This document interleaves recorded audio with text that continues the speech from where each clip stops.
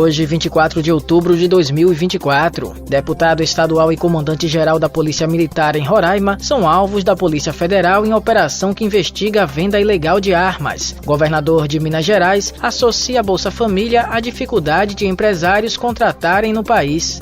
Comércio sem o dólar será foco do BRICS sobre a presidência do Brasil. Eleitores de 51 cidades do país votam em segundo turno para eleger prefeitos no próximo domingo. Eu sou o Bruno Sena e o Rádio Notícias está no ar. Rádio Notícias, a informação na hora certa.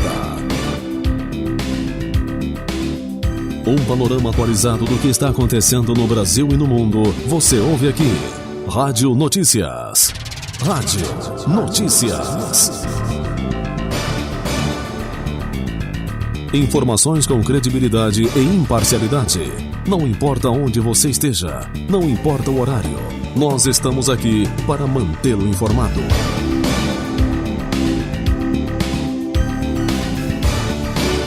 Rádio Notícias. A informação na hora certa.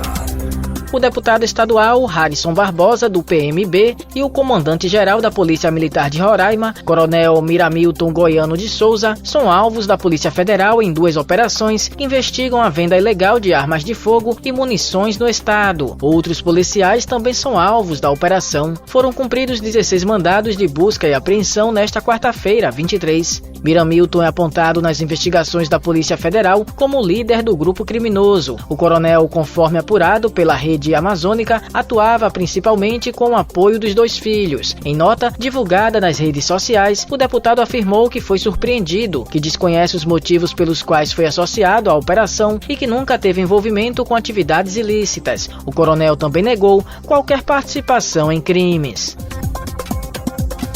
A Anvisa autoriza ensaio clínico de medicamento oral contra a dengue. Quem traz mais detalhes é Ailton Moreno. A Anvisa autorizou o início do ensaio clínico de um medicamento oral contra a dengue. A segunda fase do estudo avaliará a segurança e eficácia do remédio em pacientes infectados com qualquer um dos 4 sorotipos da doença. O medicamento atua na proteína NS4B, interrompendo a replicação do vírus. O estudo será conduzido pela farmacêutica Novartis Biociências e incluirá 38 pacientes de centros de pesquisa em Brasília, Sorocaba, São José do Rio Preto, Manaus e Rio de Janeiro. Os pacientes serão divididos em 2 grupos, um recebendo o medicamento e o outro um placebo. Além do Brasil, o ensaio também está sendo realizado em Singapura, Índia, Malásia e Vietnã. A Anvisa destaca que o ensaio é um passo importante no desenvolvimento de novas alternativas de tratamento para a dengue. Com informações para o Rádio Notícias, Ailton Moreno.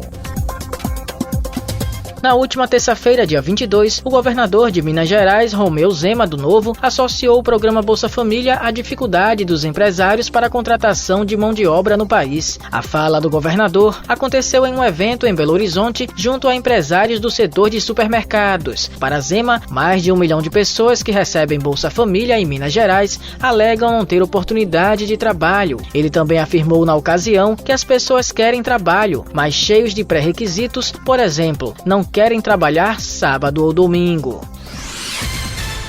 A informação na hora certa. Rádio Notícias.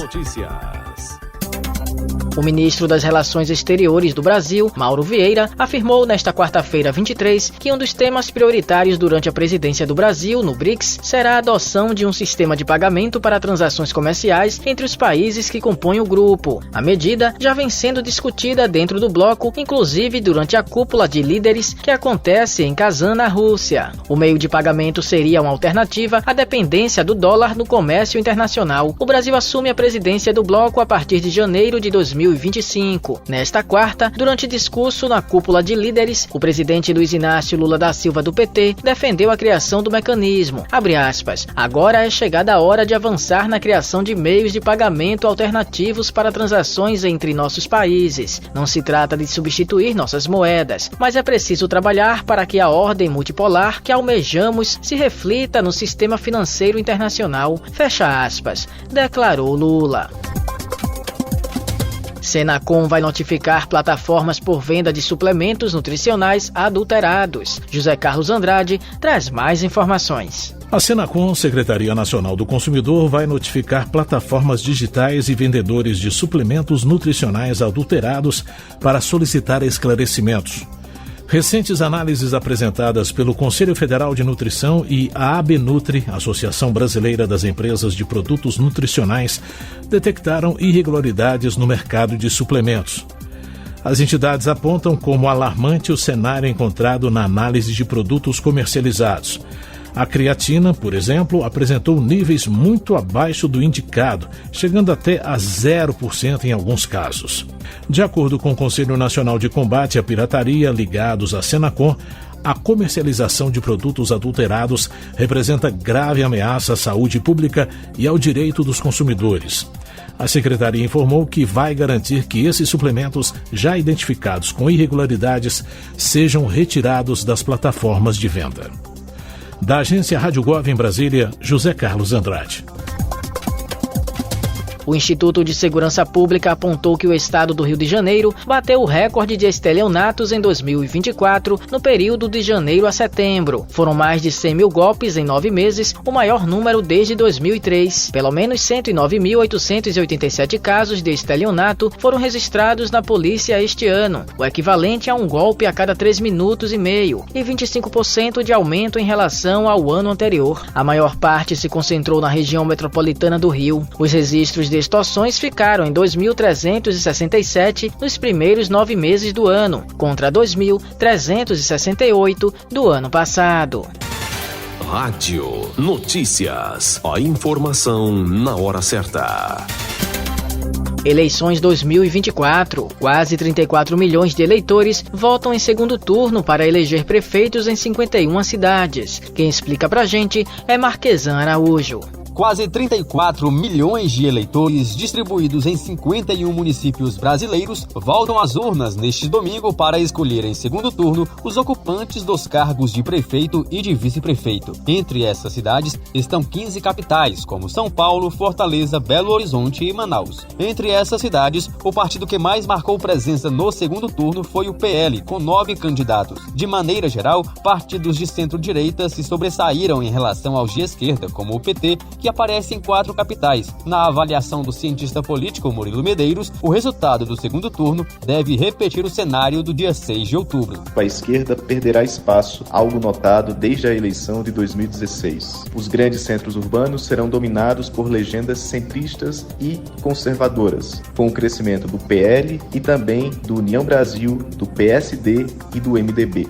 Entre os outros 36 municípios, a divisão partidária não foi diferente, com predominância de partidos como PL, PSD, PSDB e PP. O PT, por sua vez, um dos mais cotados da ala esquerda, conta com presença em 9 disputas entre as cidades que não são capitais. O PSB aparece em 2 e o PSOL em apenas uma. Além de contarem com um número populacional expressivo, uma característica em comum entre esses municípios é a atividade de serviços, como o maior valor adicionado bruto, como é o caso de Londrina, no Paraná, e Imperatriz, no Maranhão. Para Medeiros, ter domínio político nesses locais pode significar boa vantagem em eleições presidenciais. As cidades que possuem mais de 200 mil eleitores concentram aproximadamente 40% do eleitorado brasileiro. Conquistar o comando de municípios dessa envergadura é estratégico para projetar partidos políticos rumo às eleições de 2026. O segundo turno em eleições municipais só pode ocorrer em cidades com mais de 200 mil eleitores. A situação acontece quando, no primeiro turno, nenhum candidato obtém mais da metade dos votos válidos. Sendo assim,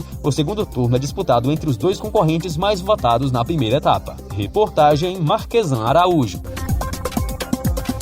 Candidata a prefeita de Belo Horizonte, Minas Gerais, nas eleições deste ano, Duda Salabert, do PDT, destinou 5 milhões de reais durante a campanha à empresa de um ex-assessor de seu gabinete na Câmara dos Deputados. As informações são do Metrópolis. Vitor Colares deixou a equipe de Duda Salabert em março deste ano, 2 meses após abrir a Lafia Tireri Comunicação, que recebeu os repasses milionários. Ele foi secretário parlamentar de Duda Salabert em cargo comissionado por um 1 ano e 1 mês. No período, ele recebeu vencimentos mensais de R$ 17.600. Em abril, após ser exonerado, o ex-assessor recebeu vantagens indenizatórias da ordem de R$ 27.400. A empresa que Colares fundou foi responsável pelas ações de publicidade e propaganda da campanha de Duda Salabert. O valor pago à empresa representou 62% de todas as despesas da campanha.